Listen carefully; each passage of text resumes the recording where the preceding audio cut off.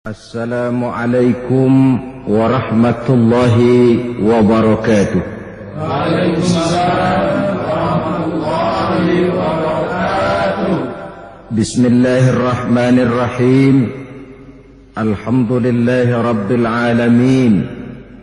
Wassalatu wassalamu ala asyrafil anbiya'i wal mursalin wa ala alihi wa sahbihi ajma'in, amma ba'du. Saudara-saudara kaum muslimin rahimakumullah.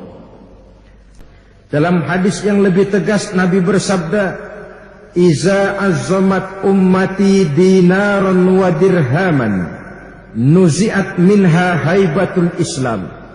Apabila umatku sudah terlalu mengagung-agungkan, membesar-besarkan dinar dan dirham, akan dicabutlah kehebatan Islam dari mereka.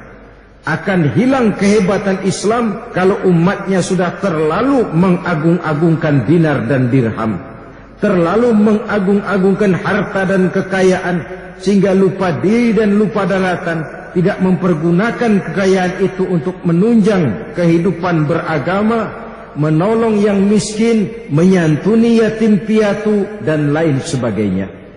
Karena itu saya mengetuk hati saudara-saudara saya kaum muslimin yang diberikan kelebihan harta oleh Allah Subhanahu wa ta'ala. Marilah menjadi orang-orang dermawan yang berhati pemurah. Tentu untuk itu ada beberapa tuntunan yang diberikan oleh agama kita. Pertama, rahasiakanlah derma itu, rahasiakanlah sedekah itu. Al-Baqarah ayat 271 menjelaskan, wa in tukhfuha wa tu'tuhal fuqara fahuwa khairul lakum. Apabila engkau sembunyikan dan engkau berikan sedekah itu kepada fakir miskin, maka itu adalah yang terbaik bagi kamu. Mengumumkan sedekah pun tidak jelek, tetapi akan lebih baik lagi kalau biarlah hanya kita dan Allah saja yang tahu, untuk menghalangi dan mencegah manusia dari terjebak terkena penyakit riya atau segala perbuatannya hanya karena ingin dilihat dan dinilai oleh orang lain. Kemudian yang kedua, jangan menyebut-nyebut atau menyakiti hati orang yang menerima sedekah tadi. Al-Baqarah 264 berpesan, ya ayyuhalladzina amanu la tubtilu shadaqatikum bil manni wal adza. Wahai orang-orang yang beriman, jangan engkau rusak sedekahmu itu dengan mengundat dan menyakiti hati orang yang menerima. Kemudian yang ketiga, usahakanlah mendermakan atau menyedekahkan yang terbaik. Ali Imran ayat 92 menjelaskan, lan tanalul birra hatta tunfiqu mimma tuhibbun. Engkau tidak akan mendapatkan kebaikan sampai engkau infakkan apa yang engkau cintai. Jangan kalau sudah urusan sedekah lalu dipilih yang paling jelek. Urusan beramal lalu dipilih yang kira-kira sudah akhir dan tidak kepake lagi di rumah. Begitu mau sedekah, buka dompet, kresik-kresik, cari yang paling kecil. Pakaian cari yang sudah paling enggak kepake. Ini disindir dalam An-Nahl ayat 62, wa yaj'aluna lillahi ma yakrahun. Untuk Allah mereka berikan apa yang sudah mereka tidak senangi, apa yang sudah mereka tidak sukai. Kemudian yang keempat, dermakan, sedekahkan harta itu dengan muka yang cerah dan gembira. Sebab Nabi dalam satu bahasa tamsil pernah memberikan ibarat, sabaqa dirhamun ala mi'ati alfi dirhamin. Satu dirham mendahului 100.000 dirham. Maksudnya apa? Satu dirham yang diberikan disedekahkan dengan ikhlas, muka cerah dan gembira, akan lebih baik daripada sedekah 100.000 dirham tapi dengan muka lecet, tampang kusut, muka kayak bemo. Seolah-olah menyesal atas sedekah yang telah diberikannya. Dan yang terakhir, tentu saja harta itu harus didermakan kepada sesuatu yang halal. Saudara-saudara kaum muslimin rahimakumullah. Ada satu makalah As-sadaqatu iza kharajat min yadi sahibiha takallamat bi khamsi kalimatin. Suatu sedekah apabila sudah keluar dari tangan orang yang memilikinya, maka dia akan berkata dengan 5 macam perkataan. Jadi ketika saudara sedekah kepada pengemis, kepada fakir miskin, kepada yatim piatu, harta yang disedekahkan itu bicara 5 kalimat. Apa katanya? Pertama, kuntu saghiratan fakassar fakabbartani. Aku ini kecil, tapi kau besarkan aku. Betapa tidak jadi besar kalau 1 dibalas 10, 10 dibalas dengan 100, 100 pun masih dikali 7. Itu pun masih ditambah dengan janji Allah, wallahu yudha'ifu liman yasha. Allah melipat gandakan pahala dari orang-orang yang dikehendakinya. Jadi kalau jumlah yang sedikit, yang kecil mau diperbesar, sedekahkan dia. Yang kedua, dia akan berkata, kunta harisi fal'ana sirtu harisatak. Dahulu engkau yang jaga saya, kata uang yang kita sedekahkan. Tetapi lantaran engkau sedekahkan saya, maka sekarang sayalah yang menjaga kamu. Dia akan menjaga kita dari kobaran api neraka. Dia akan menjaga kita dari segala mara bahaya dan bencana. Sebab kata Nabi, as-sadaqatu tadfa'ul bala. Sedekah bisa menolak bencana. Asal jangan niat sedekah tapi buang sial. Tidak ada itu istilah buang sial. Saudara-saudara kaum muslimin, sedekah itu yang kedua berkata, dulu kamu jagain saya. Kita punya duit, kita jagain itu duit. Tapi begitu kita infakkan dia di jalan Allah, dialah yang akan menjaga kita. Yang ketiga, dia akan berkata, kuntu aduwuka, kuntu aduwuka, kuntu aduwaka, fa'ahbabtani. Dulu saya musuhmu, tapi engkau cintai saya. Bukankah dalam Quran Allah mengatakan bahwa harta dan anak bisa jadi fitnah? Fitnah artinya bisa jadi musuh. Tapi lantaran dia kita sedekahkan di jalan Allah, artinya kita mencintai dia. Yang keempat, kuntu faniyatan fa'abqaitani. Saya adalah sesuatu yang fana, yang tidak kekal. Tapi karena engkau infakkan di jalan Allah, engkau kekalkan saya. Uang kita yang kekal adalah yang sudah kita sedekahkan kepada orang lain. Kekal dalam arti nilai pahalanya tidak bisa dicuri orang, tidak bisa diakui orang. Itulah milik kita yang sebenarnya. Yang di kantong kita milik kita sementara. Yang terakhir dia akan berkata, kuntu qalilatan fakassartani. Aku dulunya sedikit, tapi lantaran kau sedekahkan aku, maka sekarang aku jadi banyak. Berlipat ganda nilainya. Jadi kalau hendak kita lipat gandakan jumlah harta yang ada, sedekahkan, infakkan, dermakan dia di jalan Allah. Bersahabat dengan yatim piatu, bangun rumah-rumah sakit tempat umat memelihara kesehatan supaya dia bisa melaksanakan ibadah. Bangun sekolah dan tempat-tempat pendidikan, madrasah dan pondok-pondok pesantren, majelis-majelis taklim dan pusat-pusat kegiatan remaja untuk sesuatu yang bermanfaat. Saudara-saudara kaum muslimin rahimakumullah. Di dalam satu khutbahnya, baginda Rasulullah sallallahu alaihi wasallam, beliau pernah bersabda, ya ayyuhan nas, wahai manusia, tubu qabla an tamutu. Bertaubatlah kamu kepada Allah sebelum mati. Wabadiru bil a'mali salihati qabla an tasghilu. Dan bersegeralah beramal soleh sebelum kamu sibuk. Wasilul lazi bainakum wa baina rabbikum bikasrati zikrikum lahu ta'ala. Dan sambunglah hubunganmu kepada Allah dengan memperbanyak berzikir kepadanya. Wa aksirus sadaqah. Nah, ini ada yang ada hubungannya dengan kita. Wa aksirus sadaqah. Dan perbanyaklah sedekah. Fis sirri wal alaniyah. Baik sembunyi maupun terang-terangan. Ada orang yang kalau sedekah tidak mau disebutin. Bagus. Ada juga orang yang sedekah diumumin. Itu pun tidak jadi soal asal yang ngumumin bukan dia. Orang lain maksud mengumumkannya untuk memancing gairah yang lain supaya mau beramal. Itu pun tidak ada salahnya. Karena semuanya tergantung kepada niat. Kata Nabi, wa aksirus sedekah, perbanyaklah sedekah. Fisirri wal alaniyah, baik secara sembunyi maupun terang-terangan. Kalau sedekah kamu perbanyak, kata Nabi, turzaku wa tunsoru wa tujbaru. Kamu akan diberikan rezeki, kamu akan ditolong oleh Allah, dan kamu akan dicukupi segala keperluan kamu dalam kehidupan ini. Jadi, mana kosomalin min sodaqatin bal yazdad, bal yazdad, bal yazdad. Itu janji Nabi. Tidak akan berkurang harta seseorang karena disedekahkan. Bahkan akan tambah, tambah, dan tambah. 3 kali janji Nabi. Mana kosomalun min sodaqatin bal yazdad, bal yazdad, bal yazdad. Harta tidak akan menjadi kurang karena disedekahkan. Bahkan dia akan bertambah, dan akan bertambah.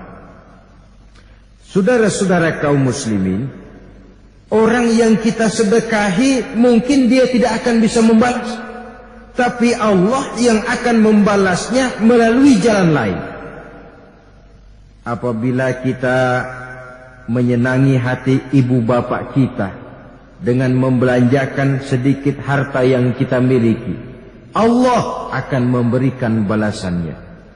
Apabila kita menyantuni yatim piatu, sanak famili, kerabat, andai tolan atau keluarga kita, Allah yang akan memberikan balasan. Yang membuat kita berat kadang-kadang karena kita berpikir, yang boleh kerja saya setengah mati, peres keringat, banting tulang, ente datang-datang mau minta macam apa? Ini cara kita berpikir yang akhirnya membuat kita jadi bakhil. Yang kerja jelas kita, peras keringat, banting tulang kita.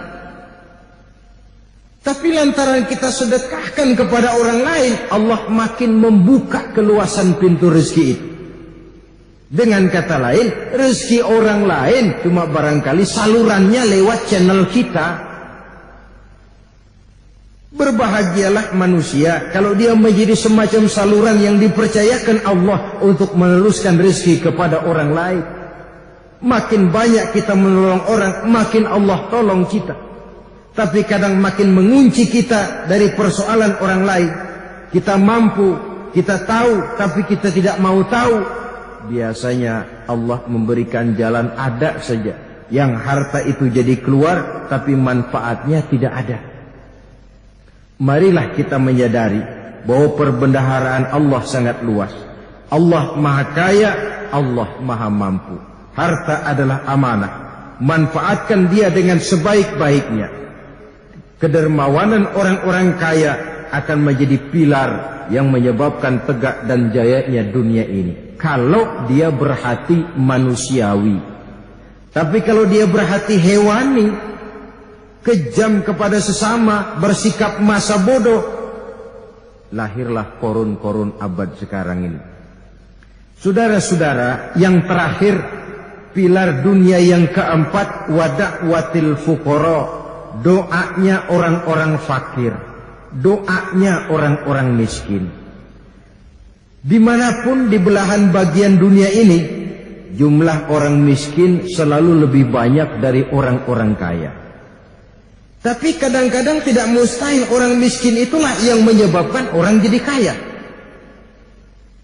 Orang dipanggil alim karena ada yang bodoh.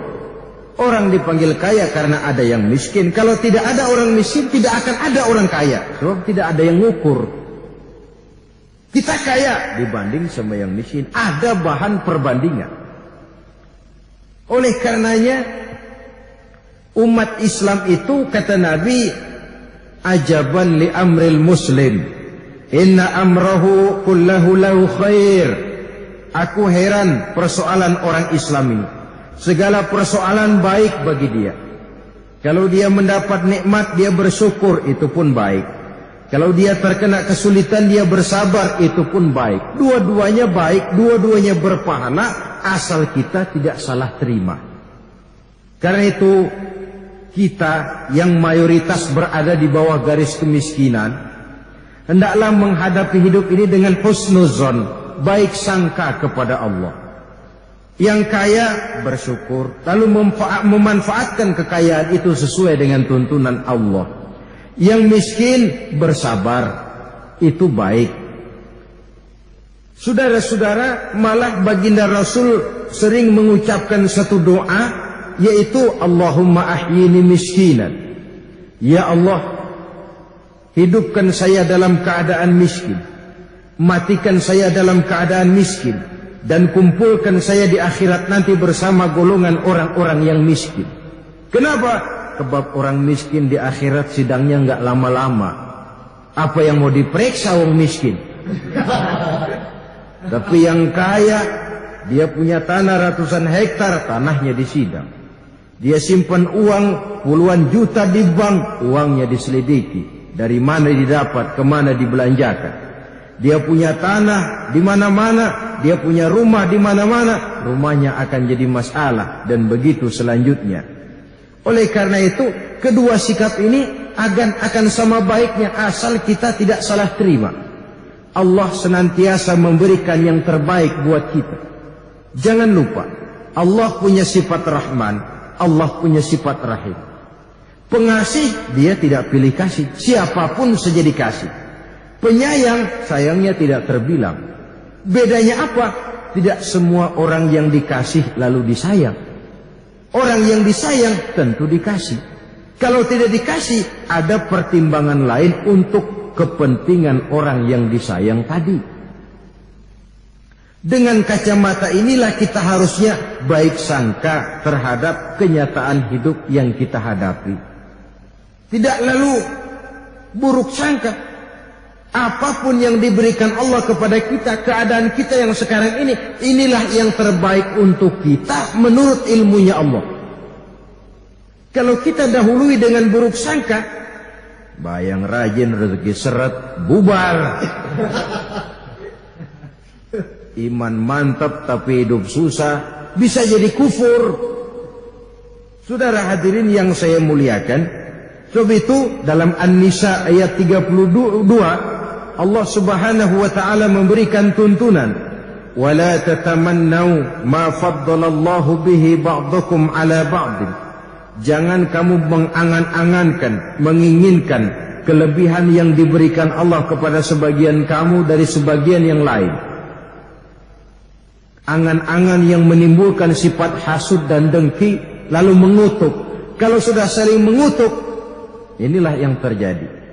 Yang kaya pelit, maka yang miskin doanya jadi doa nggak benar. Pelit, gue doain biar rumahnya kebakaran. Itu interaksi yang timbal balik. Lah, yang miskin hatinya hasud. Yang kaya, ngapain sedekah bagi nyumbang orang kaya begitu, hatinya jahat benar. Ini bisa terkena pengaruh timbal balik kalau dilandasi oleh sikap yang salah terima. Maka artinya ini, yang kaya bersikap murah, yang miskin berdoa. Saudara-saudara kaum muslimin rahimakumullah, dari mulut dan perut orang-orang miskin, doa biasanya terpancar lebih konsentrasi, lebih khusyuk.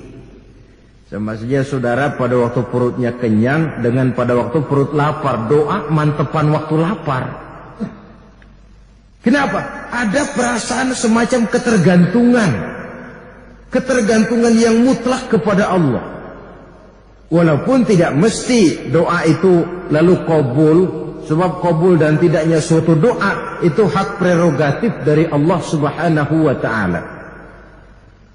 Dalam dunia ekonomi, inilah perlunya yang berekonomi kuat membantu yang ekonomi lemah. So kalau ekonomi lemah ini sudah bergolak, yang akan muncul apa? Revolusi sosial. Kalau revolusi sosial sudah muncul, biasanya sulit akan dibendung dan korbannya pun akan kembali kepada rakyat-rakyat juga. Karena itu, pola hidup yang sadar akan karunia yang diberikan oleh Allah, lalu mau tahu keadaan sesama, kemudian kemiskinan yang membuat orang sadar dan tahu diri, seluruhnya akan menciptakan satu ketentraman di tengah masyarakat.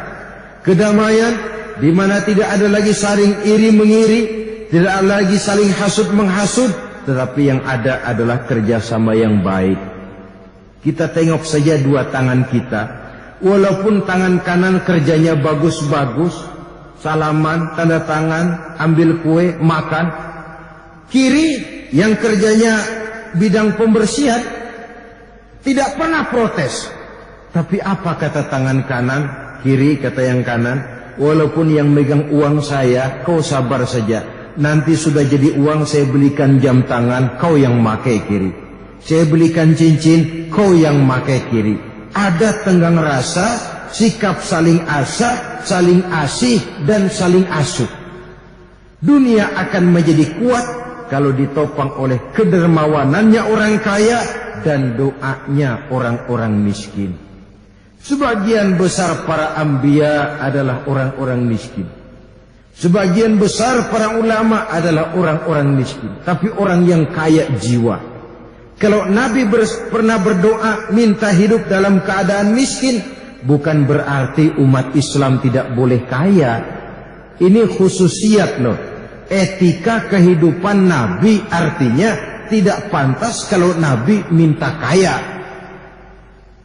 Sedangkan umatnya silahkan saja kaya, asal kekayaan itu menopang jalan menuju ridho Allah dan menjadi rahmat bagi lingkungan dan terhadap sesama. Yang tidak boleh kalau kekayaan itu menggiring kita kepada satu tahapan di mana kita lupa diri dan lupa daratan, bahkan lupa nilai kehambaan kita di hadapan Allah Subhanahu wa ta'ala. Harta yang semacam ini yang akan menjadi fitnah. Pantas saja kalau Allah memberikan ancaman, wailul likulli humazatil lumazah allazi jama'a mala wa addada. Neraka wail, celaka bagi pengumpat dan orang-orang yang menumpuk-numpuk harta lalu menghitung-hitungnya. Mereka sangka harta itu bisa mengekalkan kehidupan dunia. Sama sekali tidak, kata Allah. La yumbazanna fil hutamah. Pada waktunya mereka akan dilemparkan ke neraka hutamah, yaitu api yang menyala yang membakar sampai ke hati mereka. Saudara-saudara kaum muslimin, inilah yang kita bicarakan pada dua pertemuan ini. Mudah-mudahan sebagai umat dan sebagai orang awam, Allah Subhanahu wa ta'ala memberikan kepada kita ulama-ulama yang benar-benar menjadi pewaris para nabi, pemimpin-pemimpin yang adil, orang-orang kaya yang pemurah, dan orang-orang miskin yang berdoa untuk kebaikan. Terima kasih atas segala perhatian. Mohon maaf atas segala kekurangan. Usikum wa nafsi bitaqwallah. Wassalamualaikum warahmatullahi wabarakatuh. Waalaikumsalam warahmatullahi wabarakatuh.